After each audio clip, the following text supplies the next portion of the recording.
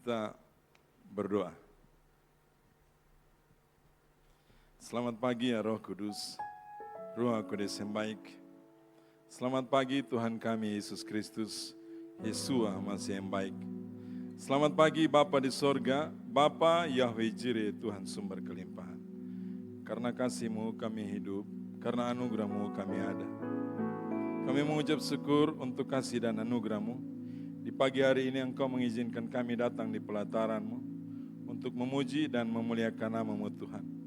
Kuduskanlah tempat ini, pagi hari bentengi tempat ini dalam kekudusan-Mu.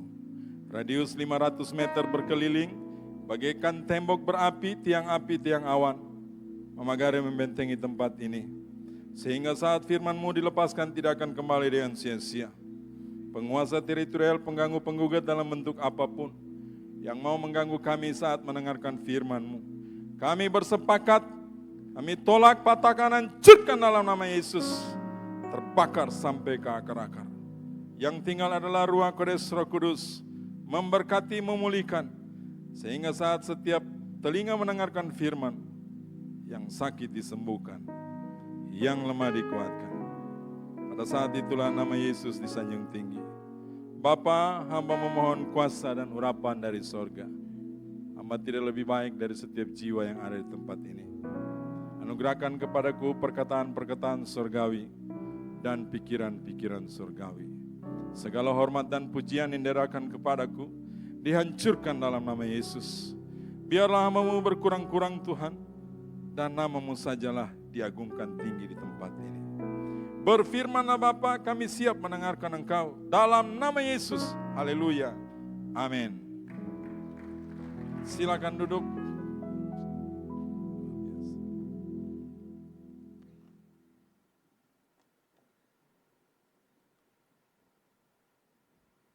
Salam, selamat pagi jemaat Tuhan yang diberkati dan dikasihi oleh Tuhan kita Yesus Kristus. Pagi hari ini di ibadah yang pertama, kita akan mendengarkan firman Tuhan dari dua pembacaan berbeda tapi dari satu kitab yang sama. Yang pertama dari Yohanes pasal 1, ayatnya yang keempat dan kelima, dan yang kedua dari Yohanes pasal 8, ayatnya yang ke-12 dan 14. Yang pertama Yohanes pasal 1, ayatnya yang keempat dan kelima. Untuk menghormati firman Tuhan, saya jemput jemaat berdiri, dan kita akan membacanya bersama-sama saudara-saudara, supaya kita aktif. Yohanes pasal 1 ayatnya yang keempat dan kelima. 1, 2, 3. Dalam Dia ada hidup, dan hidup itu adalah terang manusia. Terang itu bercahaya di dalam kegelapan, dan kegelapan itu tidak menguasainya. Dilanjutkan dengan Yohanes pasal 8 ayatnya yang ke-12 dan hingga 14. Yohanes pasal 8 ayat 12 hingga 14. Bersama-sama kita akan bacakan saudara-saudara. Lembaga Alkitab Indonesia memberikan judul Yesus adalah terang dunia. 1, 2, 3. Maka Yesus berkata pula kepada orang banyak, katanya, Akulah terang dunia. Barang siapa mengikut aku, ia tidak akan berjalan dalam kegelapan, melainkan ia akan mempunyai terang hidup. Kata orang-orang Farisi kepadanya, Engkau bersaksi tentang dirimu, kesaksianmu tidak benar. Jawab Yesus kepada mereka, katanya, Biarpun aku bersaksi tentang diriku sendiri, namun kesaksianku itu benar. Sebab aku tahu dari mana aku datang dan kemana aku pergi. Tetapi kamu tidak tahu dari mana aku datang dan kemana aku pergi. Sama-sama katakan, amin. Silakan duduk. Selamat pagi Bapak Ibu Saudara-saudara, pagi yang baik, hari yang baik. inilah pertama saya berdiri di tempat yang baru. Kita semua sudah ada lakukan deklarasi iman bahwa gedung ini, The Love Vineyard, akan dapat surat izin. Ya, tadi saya juga sebut agak kepanjangan, jadi saya hanya bilang PBG keluar, puji Tuhan. Ya, jadi apa yang kita ikat di dunia ini akan terikat di sorga. Secara psikologis, itu namanya law of hukum tarik-menarik. Jadi apa yang kita omong, itulah yang akan terjadi. Bapak Ibu, saudara-saudara, pernahkah Anda berpikir atau terbesit di pikiran kita bahwa saat kita lahir, harusnya kita diberikan nama yang baik, bagus, ataupun keren? Atau pernahkah kita berpikir untuk merubah nama pribadi atau mengganti nama sehingga kita berpikir kita akan mengalami keuntungan dan bahkan terhindar dari keburukan? Karena sebagian orang percaya bahwa ada nama-nama yang mendatangkan kebaikan, tapi ada juga nama pribadi maksudnya yang mendatangkan keburukan. Bahkan kalau kita selaku orang tua, pada saat anak kita lahir, kita kerap kali merasa cemas pada saat menentukan nama bagi anak kita. Bahkan kita merasa seperti ujian kreativitas dan kita yakin nama itu akan mewakili ekspresi kepribadian identitas keluarga maupun yang bersangkutan atau anak tersebut. Tapi yang tidak kita sadari oleh banyak orang tua bahwa mereka memilih nama bagi anak dapat membentuk cara orang lain melihat anak kita atau anak mereka. Jadi saat kita memberikan nama kepada anak, akan mempengaruhi orang dalam memberikan penilaian atau menghormati atau melihat kita. Ya, tanpa disadari saudara-saudara, hal itu pun termasuk yang saya alami saat memberikan nama kepada anak. Malaikat Gabriel diutus dari sorga untuk bertemu Maria. Dia menyampaikan tugas penting, ini misi. Kalau di dunia militer, ini tugas intelijen dari sorga. Tidak boleh ada orang tahu. Hanya sorga dan Maria. Malaikat Gabriel datang, "Hai Maria, kamu akan mengandung dan kamu akan melahirkan. Beri nama anak itu Yesus." Bapak Ibu saudara-saudara tahu, Yesus dalam bentuk aslinya menurut bahasa Ibrani adalah Yeshua atau penyelamat. Dia berpadanan kata dengan sebutan atau nama Yahweh, YHWH, singkatan dari Yeshua, Hanosri, Wumelek, Hai Iodadaim. Secara Latin yang ada di atas kayu salib, yaitu INRI, Yesus Nazarenus Rex Iodadaim. Dalam bahasa Inggris, Jesus of Nazareth, King of the Jews. Dalam bahasa Indonesia adalah Yesus orang Nazaret, Raja orang Yahudi. Jelas malaikat datang beritahukan kepada Maria, kasih nama dia ini, jangan lain-lain.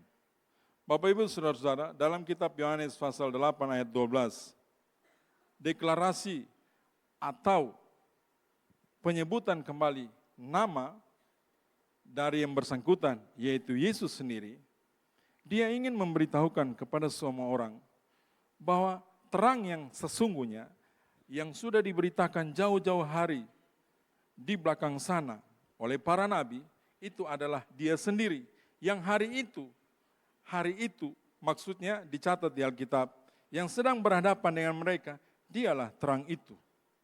Makanya dia sebut, memang manusia itu harus diingatkan kembali, saudara. supaya dia mengerti siapa pembuat dan pemberi hidup ini. Yesus mengatakan begini, maka Yesus berkata pula kepada orang banyak, katanya, akulah terang dunia.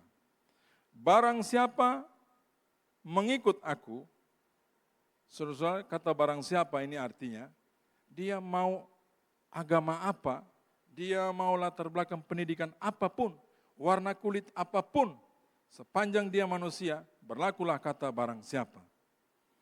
Barang siapa mengikut aku, ia tidak akan berjalan dalam kegelapan, melainkan ia akan mempunyai terang hidup. Banyak orang mengetahui Yesus, banyak orang percaya Yesus, banyak orang tahu Yesus, setan pun tahu Yesus. Amin. Tapi tidak jarang yang mengikut Yesus. Bapak Ibu Saudara-saudara yang diberkati dan dikasihi oleh Tuhan kita Yesus Kristus. Tadi sempat saya ngobrol dengan Pak Pendeta Purba dan Pak Pendeta Stefan. Anda dan saya untuk menjadi terang di bangsa ini, ya, kita membutuhkan keberanian, membutuhkan satu nyali yang benar, yang besar. Karena apa, saudara-saudara? Suka tidak suka, mau tidak mau, siap tidak siap, lambat atau cepat, kalau kita mengaku percaya Yesus dan mengikuti terang itu, tidak mungkin terang itu ditaruh di bawah gantang. Amin? Tidak mungkin, saudara. Saya dapat dalam pekerjaan pelayanan, banyak orang bilang begini, Pak Pendeta, jadi orang Kristen biasa-biasa saja. Bagi Anda, tapi bagi saya tidak. Kita sudah ditulis batas umur kita di negeri orang-orang hidup 70 tahun. Kalau kita kuat 80 tahun. Yang pasti, terang itu tidak boleh hanya ada di kita. Jemaat Tuhan tahu filosofi bakar lilin pohon terang, lilin Natal? Bakar dari Anda bawa ke sebelah. Terus. Sekecil apapun terang yang ada pada kita, kita harus menjadi terang bagi banyak orang. Amin. Lilin, gambaran lilin, kalau lilin itu, api di lilin itu mati, artinya lilin itu sudah habis. Artinya, sampai kita turun ke negeri orang-orang mati, kita harus menjadi terang. Tidak ada tawar-menawar di sini. Tidak ada dispensasi di sini. Anda jadi orang Kristen, mengikut Yesus, harus siap. Banyak orang tidak suka terang. Sehingga terang yang ada pada kita, dia ingin menghilangkannya, mematikannya. Saudara-saudara. Tidak puas dengan filosofi, gambaran terang lilin, maka dibuatlah pohon Natal, pohon terang. Artinya, tidak mungkin terang yang ada pada kita, ada di bawah gantang. Dia harus kelihatan. Kota yang ada terang itu, terang benderang pasti kelihatan. Biar tutup bagaimanapun terang itu, pasti bias-bias dari terang keluar dari sela-sela. Amin. Gambaran orang Kristen yang sudah menerima terang Kristus harus bercahaya. Terus bercahaya. Bercahaya di bagian kita masing-masing. Apapun pekerjaan Anda, apapun aktivitas kita, kita harus bercahaya. Makin hari makin terang. Semuanya sudah dibatasi. Anda hari ini menyanyi, memuji Tuhan di tempat ini, melompat-lompat kegirangan. Keluar ke sana, jangan menjadi gelap, harus menjadi terang. Sinonim dari kata terang adalah bermanfaat, adalah berguna, berdaya guna. Banyak orang Kristen hanya terang benderang di gereja. Keluar ke sana, saya sudah sering dibatasi orang di luar.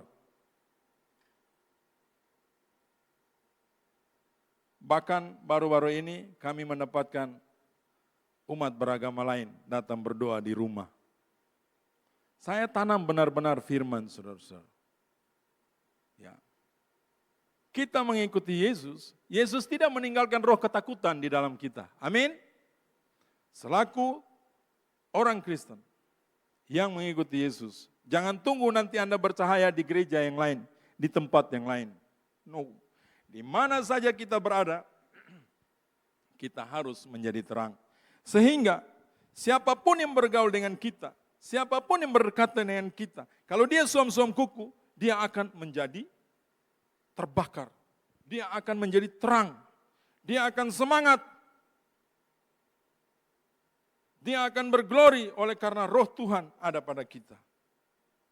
Saya selalu kalau datang di tempat ibadah, saya tidak mau terlambat. Karena tadi ada puji-pujian. Tuhan bertata di atas puji-pujian. Rangkaian dari ibadah, Anda harus datang dari awal sampai akhir. Anda akan menemukan makna terang itu. Di dalam puji-pujian, kita di luar sana dibatasi. Saat ada di gereja, lompat ke girangan, saudara-saudara. Jangan setengah-setengah. Amin. Tadi Pak Pendeta Purba bilang, bawalah jiwa-jiwa. Kalau Anda merasa bahwa terang di Anda, sudah terima dari Yesus. Jangan egois, cari lagi jiwa yang baru. Bawa ke sini. Gedung ini kurang terang. Kalau banyak orang datang, jadi terang semua. Amin. Beri kemuliaan bagi Tuhan Yesus. Jemaat Tuhan yang diberkati dan dikasihi oleh Tuhan kita Yesus Kristus. Bahasa Ibrani bilang terang.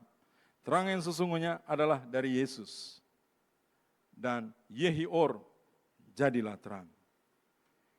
Kita tidak bisa menipu diri sendiri. Kalau kita sedang berkata dengan terang, sumber terang itu, atau sumber kehidupan itu, yaitu Yesus. Kalau Anda tidak bersinar dan tidak bercahaya atau tidak terang, berarti Anda salah memaknai Yesus sebagai Tuhan dan Juru Selamat. Amin. Masa sedang hari-hari dengan Yesus, ibadah, ada ibadah komsel, ada ibadah rumah tangga dan lain sebagainya. Terus Anda tidak mendapatkan terang itu. Berarti Anda salah beribadah. Anda salah berdoa. Anda salah baca firman. Kalau ingin bercahaya dan menjadi terang, lepas yang namanya sisa-sisa, sakit hati, marah, dendam, mudah tersinggung. Saya baru-baru lakukan KKR di Ambon. Dipesan oleh panitia. Yang datang 3 matra, darat, laut, udara. Banyak sekarang anggota TNI terjebak dengan pinjol. Pinjam online. Juga judi online. Sampai istrinya bilang, Pak Pendeta, saya sudah mau cerai. Uang tabungan untuk bayar uang sekolah, bayar kontrakan rumah ataupun kredit rumah, ataupun untuk lain sebagainya, kesedot semua untuk judi online. Dan ini orang Kristen semua. Pengerja di gereja, saudara-saudara, di Ambon. Dia sadar, secara sadar, tersedot ke sana. Jemaat Tuhan, saya kasih tahu rahasianya.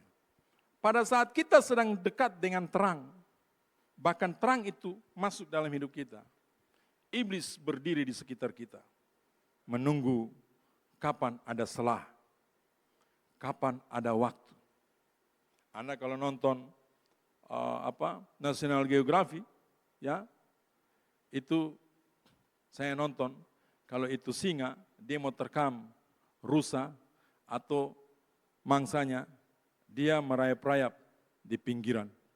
Itu gambaran iblis. Ya. Jadi jangan kira kalau orang Kristen mau menjadi terang, aman-aman saja. No.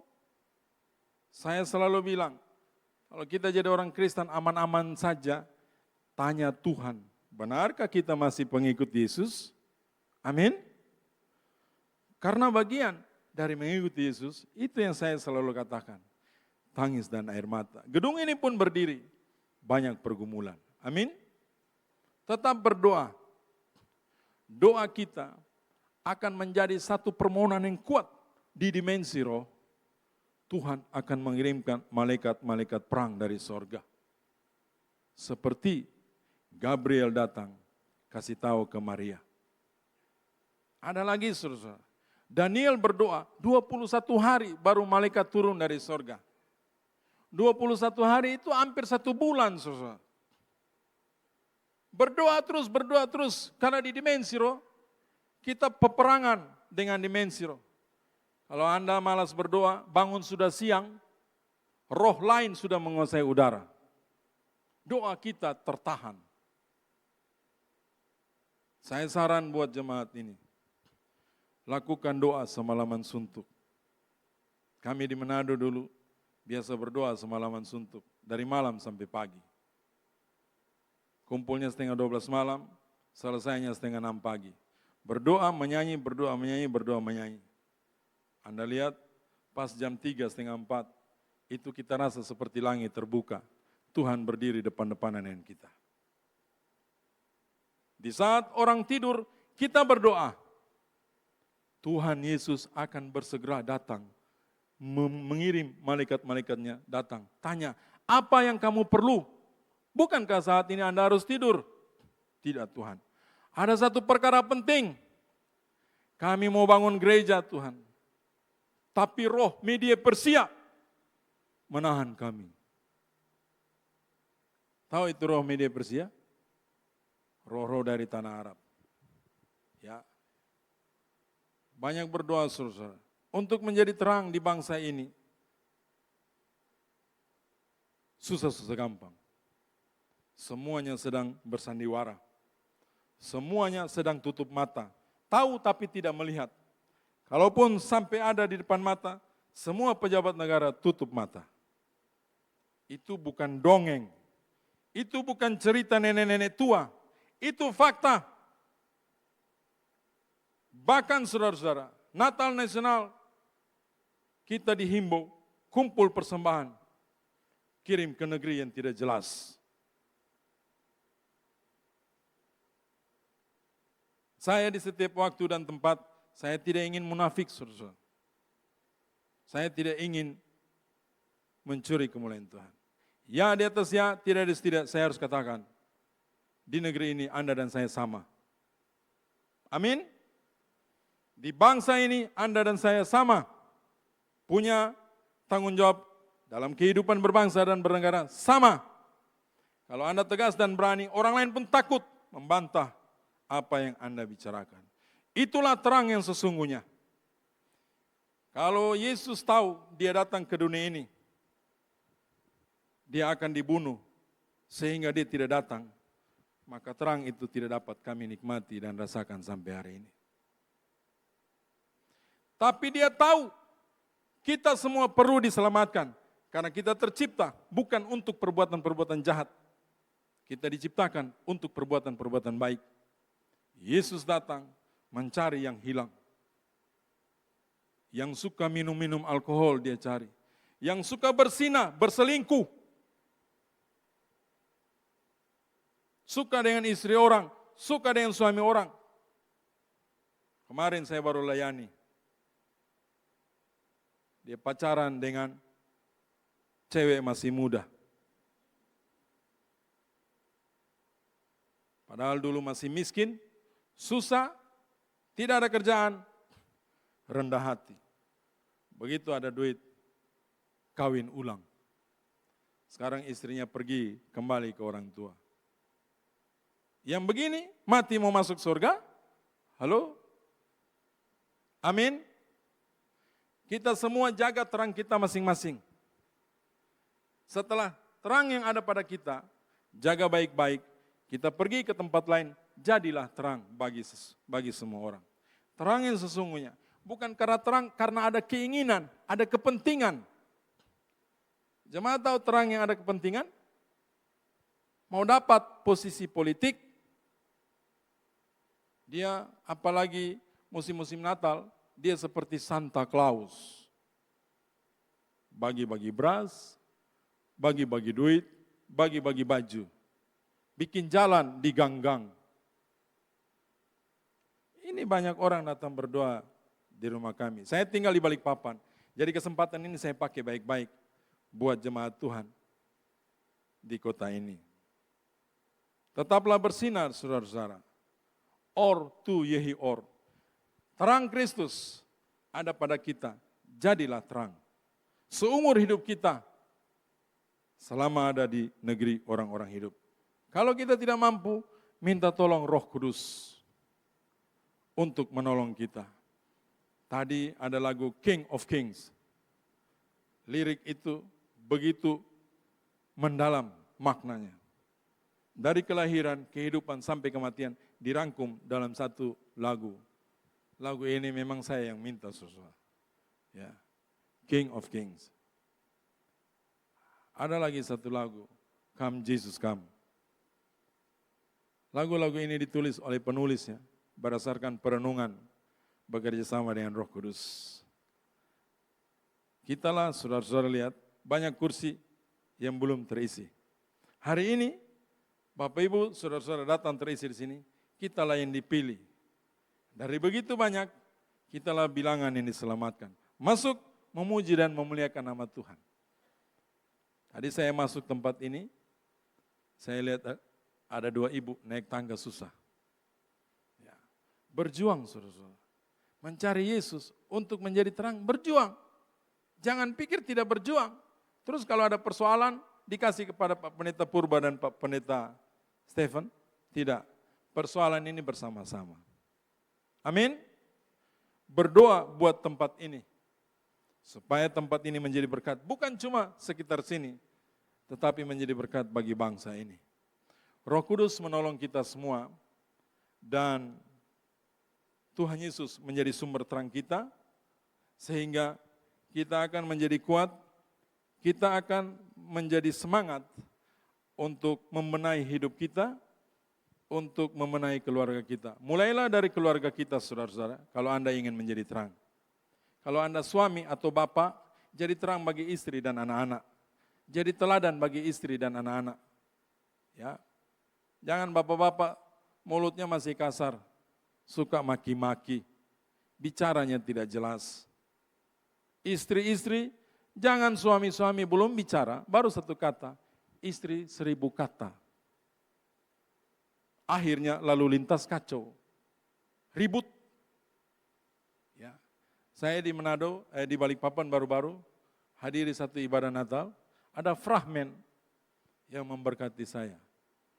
Suaminya pengusaha, tiba-tiba ada telepon, ada istrinya di situ. Di situ ditulis catering. Begitu diangkat, ternyata ada suara gemulai. Halo sayang. Istrinya di sebelah. Istrinya, siapa itu Pak? Oh tidak, ini catering. Kok catering panggil halo sayang?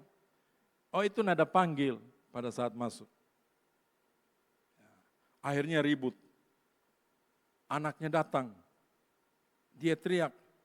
Papa dan mama tidak peduli. Setelah itu papanya ada panggilan bisnis kerja. Keluar rumah. Habis bisnis urusan kerja bersama teman-temannya minum alkohol. Pulang dalam keadaan mabuk. Akhirnya rumah tangga hampir bercerai. Di fragmen itu ditutup dengan ibu pendeta yang datang berdoa untuk memulihkan rumah tangga ini. Hari ini saudara-saudara, kita tinggal menghitung hari untuk menyelesaikan tahun 2025. Yang katanya menyambut Natal Yesus Kristus. Kita harus duduk tenang, diam, dan bertanya di diri sendiri. Makna kelahiran Yesus sesungguhnya apa buat kita? Kalau bagi saya, istri dan anak-anak di rumah, setiap hari baru, setiap hari adalah Natal bagi kami. Setiap waktu adalah kesempatan bagi kita untuk masuk di dalam ruang waktu, memperbaharui diri. Jangan sombong, jangan angkuh. Kalau suami salah dengan istri, minta maaf di istri. Amin. Jangan gengsi. Saya ketemu dalam pelayanan, persoalannya sedikit, tapi dia sudah pisah ranjang. Cuma butuh pengakuan saja. Kalau dia salah, mengaku di istri, sayang minta maaf ya, saya salah. Istri lagi juga kalau suami sudah minta maaf, jangan mulai mulutnya panjang. Tidak, cepat-cepat mengampuni. Karena kita berpacu melawan waktu, kita masih keras hati, iblis masuk di situ. Dia bekerja. Saat firman Tuhan Yesus dilepaskan, iblis juga bekerja, saudara. Jangan kira tidak. Penting untuk kita tahu. Terus kalau istri, suami sudah minta maaf, cepat-cepat cari tempat, cari kamar, berdoa sama-sama. Jadi teladan untuk menjadi cermin bagi anggota keluarga itu susah. Saya pribadi mohon maaf, biar capek-capek, tetap pasti jam 2:30 pagi saya bangun, berlutut menyembah. Biar kaki sakit, berlutut. Karena saya tahu akan tiba saatnya kita tidak ada di negeri orang-orang hidup. Amin. Pakai kesempatan saudara-saudara. Jangan egois berdoa untuk diri sendiri. Banyak orang butuh pertolongan. Ya. Apalagi baru saya datang kemarin dari Balikpapan. Udara tidak bersahabat, cuaca. Turbulensi terus hampir 1 jam pesawat. Berdoa saudara. Kita tidak tahu siapa pilot, tapi saya yakin dalam nama Yesus saya sampai di tempat ini hari ini. Beri kemuliaan bagi Tuhan. Kita harus penuh keyakinan dan terhormat saat mengikuti Yesus. Menjadi terang. Supaya orang tahu bahwa kita ini adalah kitab yang terbuka. Yang dapat dilihat dan dibaca oleh semua orang. Kita jangan terbuka pas di gereja saja. Saudara. Di luar pun demikian. Jangan di mulut hafal semua Alkitab, isi Alkitab, tapi tidak ada dalam perbuatan. Penting diingat, saya terlalu yakin dan percaya, gereja ini sampai-sampai saudara-saudara, karpet ini sudah ada ditulis khusus, nama gereja ini. Pasti gereja ini berkembang. Pasti gereja ini menjadi saluran berkat bagi jiwa-jiwa yang membutuhkan pertolongan. Amin. Hindari hal-hal yang tidak terlalu penting untuk meraih satu kesempatan yang besar.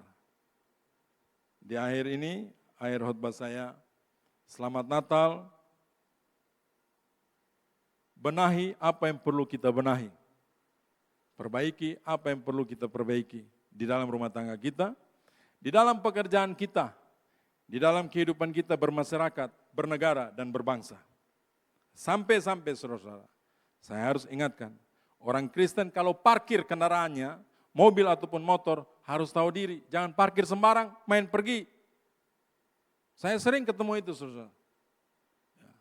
Katanya orang Kristen, cek-cek ternyata dia pelayan Tuhan. Tapi parkirnya sembarang, bikin susah semua orang. Amin.